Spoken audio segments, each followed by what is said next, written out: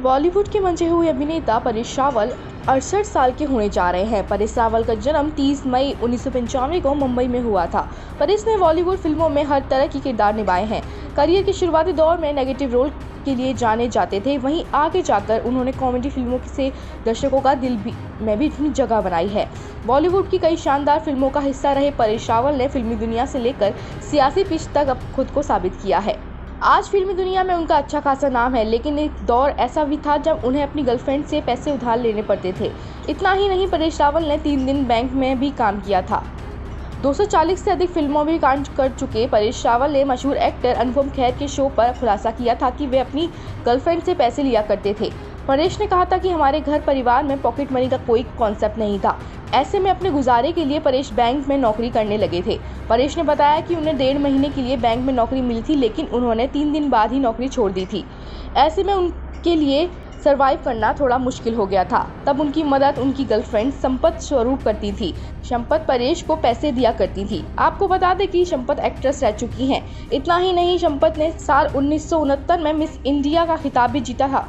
बुरे दौर में साथ देने वाली संपत स्वरूप को भी परेश रावल ने हमेशा के लिए अपना हमसफर बना लिया। संपत और परेश ने साल 1987 में शादी रचा ली थी। शादी के बाद दोनों के बेटों में आदित्य रावल और अनिरुद्ध रावल के माता पिता बने। एक इंटरव्यू में परेश ने उन दिनों को याद भी किया था जब उनकी मां कोमा में चली गई थी। ये समय अभिनेता के लिए बेहद कठिन था। परेश ने बताया था कि एक दिन मां गिर गई और इसके बाद कोमा में चली गई। उनकी मां जिस डॉक्टर की निगरानी में थी, उनके करीबी दोस्त थे। परेश की मां की हालत में कोई सुधार नहीं हो रहा था। उन्हें काफ़ी परेशानी झेलनी पड़ी थी। तब डॉक्टर ने परेश से कहा था कि सर्जरी करने से ही उनकी मां की तबीयत ठीक हो सकती है। इसके बाद डॉक्टर ने कहा कि समझदारी इसी में होगी कि प्लग हटा दिया जाए।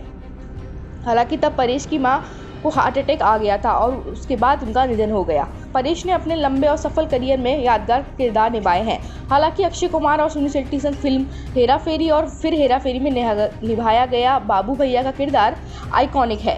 हालांकि अपने इस किरदार पर बात करते हुए एक बार एक्टर ने कहा था कि मैंने पाप कर दिया है। परेश ने एक इंटरव्यू में बताया था कि अति आत्मविश्वास की भावना थी और ऐसा नहीं होना चाहिए था। सुनील शेट्टी ने अन्ना ईमानदार थे और उन्होंने शाम की विरासत को अद्भुत तरीके से आगे बढ़ाया था।